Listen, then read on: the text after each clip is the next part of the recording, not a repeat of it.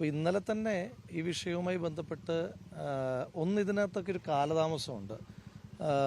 അടിയന്തര ചികിത്സാ സഹായം കൊടുക്കുന്നതുമായി ബന്ധപ്പെട്ടിട്ട് ഇപ്പം ഈ പ്രദേശവാസികൾ തന്നെ ഇന്നലെ ആശുപത്രിയിൽ വരുമ്പോൾ പറഞ്ഞിരുന്ന ഒരു ബുദ്ധിമുട്ടുണ്ട്.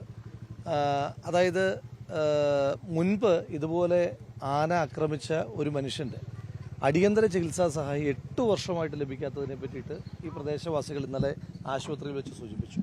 അപ്പോൾ അതുകൊണ്ട് ഈ പ്രദേശത്തുള്ള ആളുകൾ ഇന്നലെ എടുത്തിരുന്നൊരു സ്റ്റാൻഡ്, അത് രാഷ്ട്രീയമൊന്നുമല്ല, ഒരു സ്റ്റാൻഡ് പോസ്റ്റ്മോർട്ടം നടപടികളിലേക്ക് കടക്കണമെങ്കിൽ ഈ പണം റിലീസ് ചെയ്യണമെന്ന് പറഞ്ഞു. അപ്പോൾ തന്നെ മന്ത്രിയുമായും കളക്ടറുമായും ഒക്കെ സംസാരിക്കുകയും ഇടപെടുകയും ഒക്കെ ചെയ്തിരുന്നു.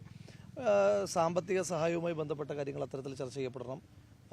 ഈ കുടുംബത്തിനൊരു ജോലി കിട്ടണം എന്നുള്ളതൊരു അനിവാര്യത തന്നെയാണ്, അതിനകത്തൊന്നും തർക്കമില്ല. പക്ഷേ ഇതിനൊക്കെ അപ്പുറം എന്ത് കൊടുത്താൽ ഈ മരണത്തിന് പകരമാകും എന്നുള്ളൊരു പ്രധാനപ്പെട്ട പ്രശ്നമില്ല. ഇതെന്തൊരു മിസ്ഗവേണൻസ് ആണ്.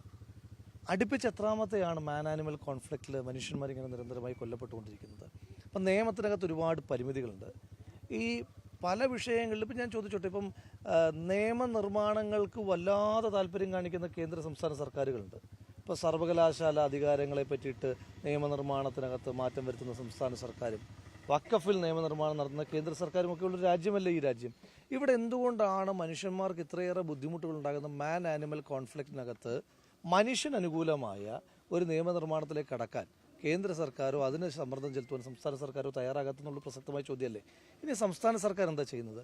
നമ്മളൊരു മരണ വീട്ടിൽ നിന്നിട്ട് കുറ്റം പറയുകയാണെന്ന് വിചാരിക്കുന്നത്. പക്ഷെ കുറ്റം പറയാതെ എന്താ ചെയ്യുക? ഇതിപ്പോൾ ഈ പ്രദേശത്ത് തന്നെ 5ാമത്തെ മരണമാണ്. ഈ പ്രദേശത്ത് തന്നെ 5 പേരാണ് മരണപ്പെട്ടിട്ടുള്ളത്. ഈ അലരെന്ന് പറയുന്ന ചെറുപ്പക്കാരൻ ക്രൂരമായി, ഞാൻ വളരെ എന്നെ ഞെട്ടിപ്പിക്കുന്ന രീതിയിൽ ഞാൻ ആ കൊലപാതകം നേരിട്ട് കണ്ട ഒരാളാണ് ഞാൻ. എന്നുവെച്ചാൽ ആ മൃതശരീരം കണ്ട ഒരാളാണ് ഞാൻ. അപ്പോൾ അതിൻ്റെ ക്രൂരത നമ്മൾ കാണുകയാണ്. ആ അമ്മയ്ക്ക് ക്രൂരമായി പരിക്ക് പറ്റിയിട്ട് അവർ ചികിത്സയിലാണ്. അപ്പോൾ ഞാൻ ചോദിക്കട്ടെ, ഇപ്പം ഇതെന്താണ് ഇതിൻ്റെ കാരണം? എല്ലാ വർഷവും പറയും മാൻ ആനിമൽ കോൺഫ്ലിക്റ്റിനെ നിയന്ത്രിക്കുവാൻ ഇത്ര കോടി, ഈ കോടിയിൽ എത്ര രൂപയാണ് സ്പെൻഡ് ചെയ്യുന്നത്, എത്രയാണ് സ്പെയർ ചെയ്യപ്പെടുന്നത്? എന്തിനാണ് ആന പ്രധാനമായിട്ടും നാട്ടിലേക്ക് ഇറങ്ങുന്നത്? കാട്ടാനകളാണല്ലോ. എന്തുകൊണ്ടാണ് മനുഷ്യന്മാർ, ഇത് കാട്ടിൽ പോയി ഉണ്ടാകുന്ന അക്രമമല്ല, മനുഷ്യന്മാർ അധിവസിക്കുന്ന പ്രദേശത്തേക്ക് ആന ഇറങ്ങി വരികയാണ്. ഇവർ പ്രധാനമായിട്ടും വരുന്ന 2 കാരണങ്ങൾക്കാണ്. ഒന്ന്, ഭക്ഷണത്തിനും വെള്ളത്തിനും വേണ്ടിയിട്ട്.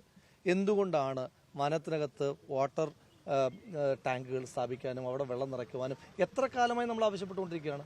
എന്തുകൊണ്ടാണ് അത് കഴിയാത്തത്? എന്തുകൊണ്ടാണ് സ്ട്രോങ് ആയ ഫെൻസിങ് സാധിക്കാത്തത്? ഇതിനൊക്കെ വർഷാവർഷം കോടാനുകോടി ബഡ്ജറ്റിൽ നീക്കി വെക്കുന്നുണ്ടല്ലോ. ഈ പണമൊക്കെ ആരാ ഉപയോഗിക്കുന്നത്?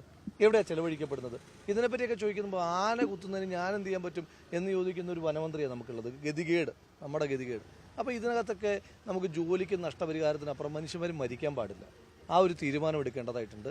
അപ്പോൾ അതുകൊണ്ട് സർക്കാർ ആക്ട് ചെയ്യണം. ആക്ട് ചെയ്തില്ല എങ്കിൽ ആക്ട് ചെയ്യിപ്പിക്കുന്ന പരിപാടികളുമായിട്ട് നമ്മൾ മുന്നോട്ട് പോകും.